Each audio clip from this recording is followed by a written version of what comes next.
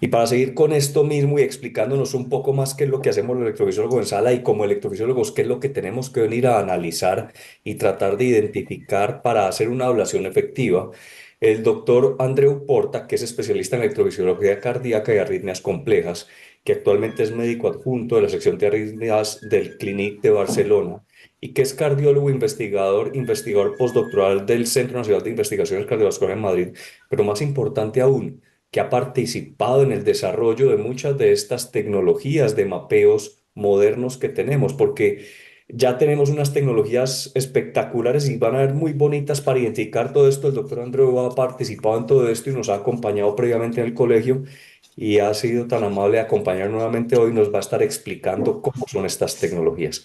Doctor Porta, bienvenido y muchas gracias por acompañarnos. Muchísimas gracias a todos ustedes por estar conectados. Muchas gracias al Colegio Colombiano de Electrofisiología por la invitación. ¿Me pueden confirmar si ven bien la pantalla, Juan Carlos? Perfectamente, doctor. Sí, fantástico, perfecto. Pues ninguna de los conflictos de interés es importante. Mi tarea hoy es hablar de electrogramas y electrogramas son mi pasión y la verdad es que es un placer estar aquí con todos ustedes. Primero de todo hablaré un poquito del mapeo de voltaje, después los tipos de electrogramas que se usan para mapeo de voltaje y después nos centraremos en técnicas nuevas y técnicas un poco más sofisticadas de mapeo dinámico o mapeo funcional del sustrato arrítmico y también de las tecnologías más avanzadas como el análisis de frecuencia de estos electrogramas. Vean aquí que todo parte de esta información que se recoge en el tejido cuando colocamos un catéter encima del miocardio. Vemos un frente de onda que se está propagando y desde nuestro catéter estamos registrando una señal unipolar.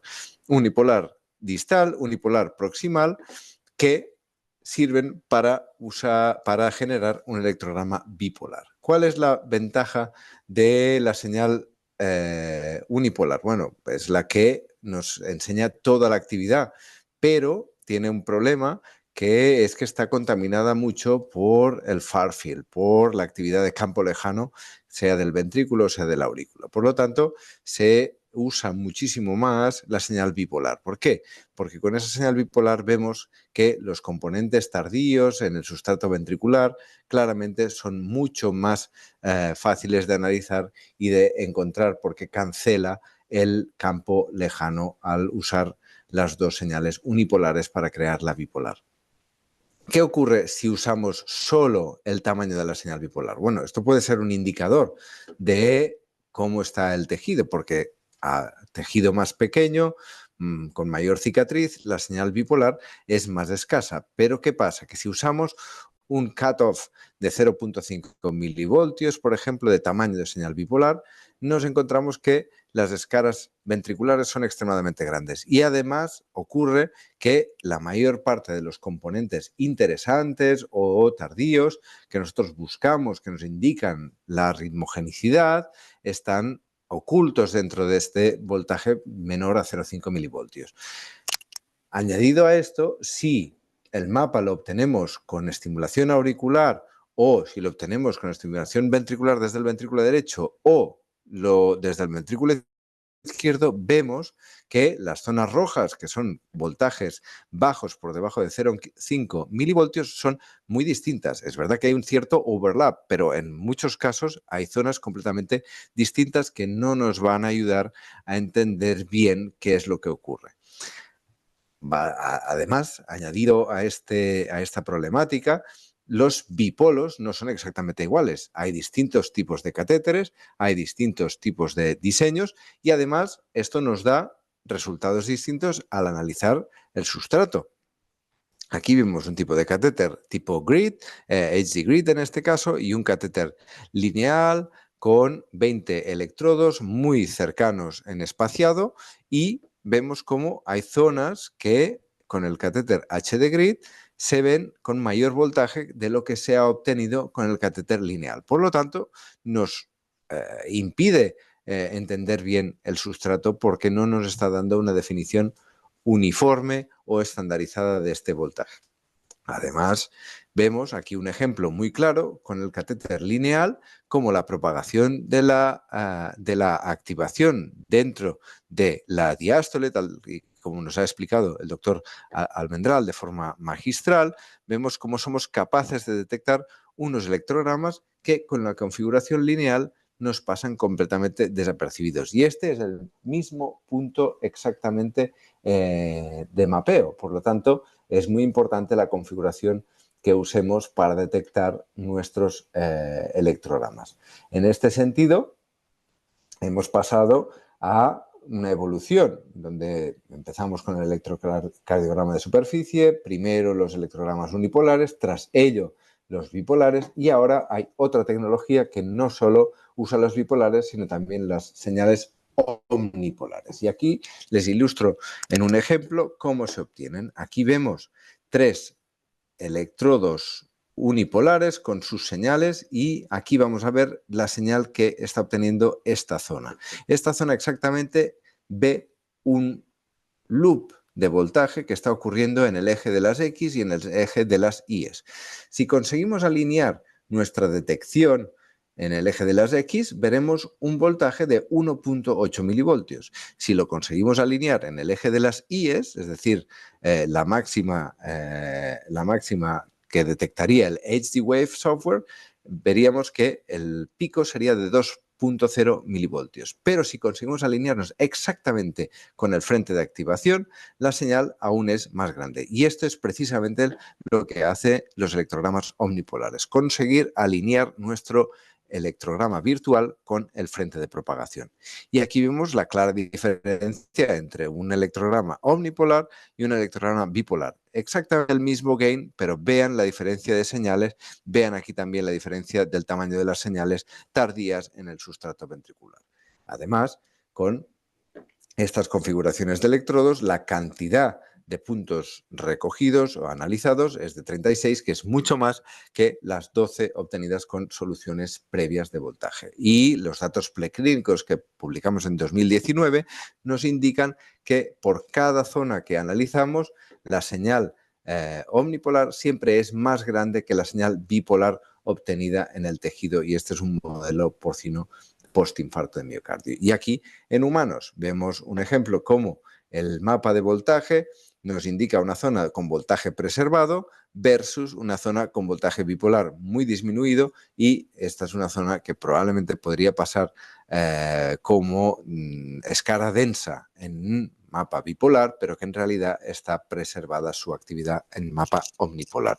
Cuando esto se analiza de forma sistemática, vemos que la cantidad de puntos adquiridos es más alta con omnipolar, y que además el voltaje en la mayoría de pacientes es más alto que en bipolar, confirmando los hallazgos del modelo preclínico. Y ahí vemos un ejemplo muy claro donde la señal omnipolar es capaz de detectar voltaje preservado en un área más amplia que la solución HD Wave. Por lo tanto, electrogramas omnipolares extremadamente interesantes para poder analizar el sustrato de forma precisa.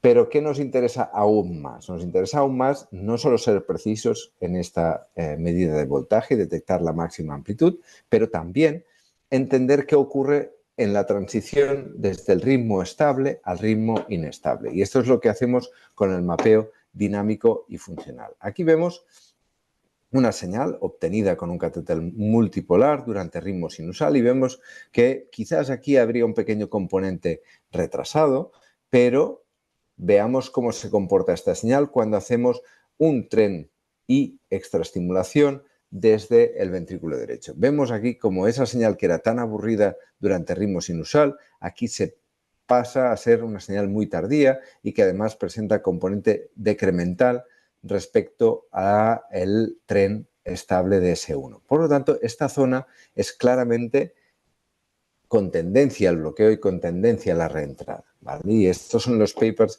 seminales que publicamos en el año 2015 y en 2018 sobre el mapeo con estimulación, con extraestimulación, para analizar las zonas con conducción decremental. Y estas zonas vemos aquí como son las que se bloquean de forma unidireccional y permiten con mayor especificidad con los ismos de las taquicardias ventriculares. ¿Podemos hacer esto con nuestros sistemas electroanatómicos actuales de mapeo? Sí. Y además sin necesidad de inducir la taquicardia, porque a veces lo que ocurre es que es muy difícil que sean bien toleradas hemodinámicamente.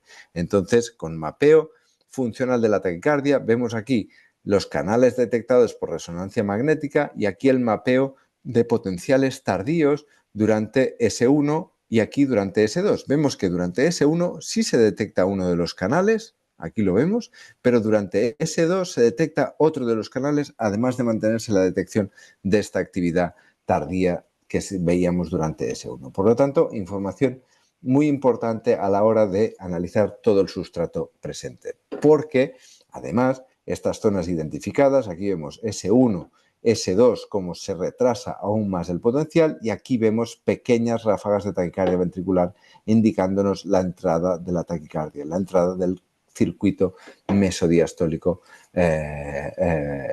protegido. Vemos aquí como estos componentes durante S1, S1, S2 se bloquean, S3 reaparecen y vemos aquí un intento de inicio de taquicardia ventricular. Es por eso que nosotros diseñamos hace un tiempo y publicamos el año pasado el protocolo de extraestimulación con S3. Y vemos como analizando el sustrato con S3, tras varios latidos de S1, un extraestímulo y otro extraestímulo, vemos cómo la capacidad para detectar canales de conducción lenta y la capacidad de correlacionarlos con la resonancia magnética es más alta que durante ritmos estables y que durante ritmo sinusal. Y además nos permite de forma muy focalizada ya identificar una zona de más interés y hacer una inducción muy limitada para poder conseguir mapear, aunque sea en pocos latidos, como veremos en este ejemplo, una taquicardia poco tolerada. Vemos ahora cómo estamos generando el mapa, ya estamos en taquicardia ventricular y vemos las señales diastólicas durante la taquicardia, que están efectivamente haciendo el bridge entre un QRS y el siguiente QRS. Por lo tanto, confirmamos que este es el área de mayor interés durante la taquicardia y el mapeo de sustrato nos ha llevado exactamente a esa zona y así podemos hacer una inducción muy limitada.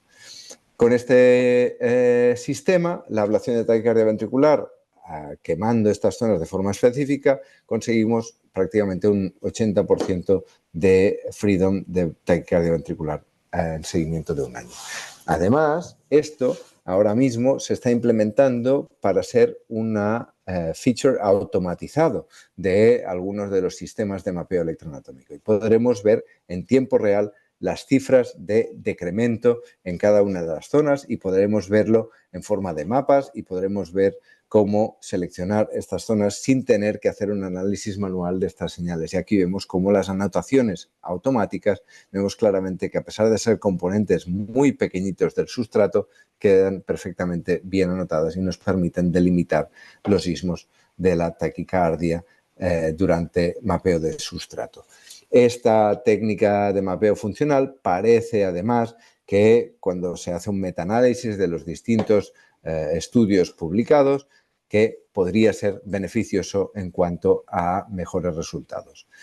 Aparte del tiempo y el voltaje, ¿qué más podemos obtener? Bueno, una cosa que se está mirando es si la frecuencia de estas señales puede ayudarnos a determinar cuál es la señal más local. Y ahí es donde viene el Near Field Mapping. Aquí un estudio muy preliminar de 2017 donde buscamos estas componentes de frecuencia, los hercios de cada una de las señales y cómo era mejor para analizar la propagación dentro del modelo animal y cómo esto ha evolucionado a ser ahora una parte de nuestro armamentario. Y es que de forma automatizada el sistema de mapeo analizará la frecuencia de toda la señal que tenemos y anotará la señal más sharp de este electrograma. Y con esto conseguimos que lo que era un mapa de anotación con last deflection, con la última deflexión,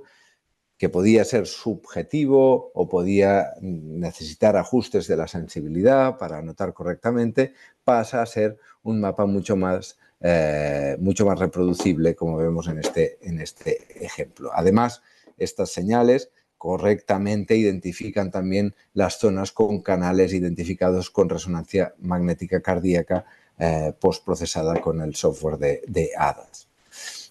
Cuando buscamos si hay algún threshold que nos pueda ayudar a identificar estas zonas con mayor peak frequency de componente, parece que un valor de por encima de 200 hercios nos puede ayudar a ser más sensibles y más específicos en detectar las zonas de taquicardia, aunque esto está un poco controvertido a día de hoy. Lo que sí parece muy útil es a la hora de ver cómo se comportan estas zonas después de hacer nuestra ablación para saber si hemos conseguido eliminar los componentes que queríamos eliminar.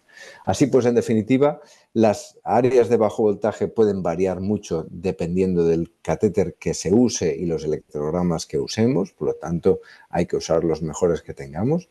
La capacidad de Near Field Mapping con análisis de frecuencia puede ser operador independiente y además nos ayuda bastante a definir el tiempo de activación local, aunque no es perfecto, como nada.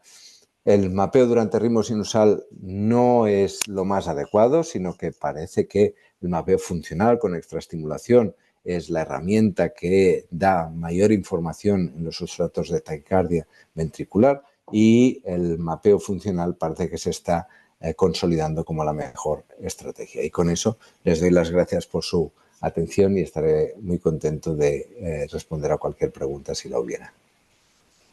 Muchísimas gracias, doctor Porta, por esta magistral presentación. Ya vamos entendiendo un poco más lo que vamos haciendo nosotros en sala y los que trabajamos en sala ya vamos teniendo conceptos muy claros. Ya he recibido comentarios por interno que dicen qué interesante ese mapeo en S3 para tratar de dilucidar un poco mejor las zonas de conducción lenta, que aunque no las podemos ver en el ritmo sinusal normalmente, sí las vamos a poder ver cuando le inducimos esos extraestímulos y eso es lo que va a pasar en la taquicardia. Muchísimas gracias nuevamente. Recuerden que pueden hacer sus preguntas en la sección de Q&A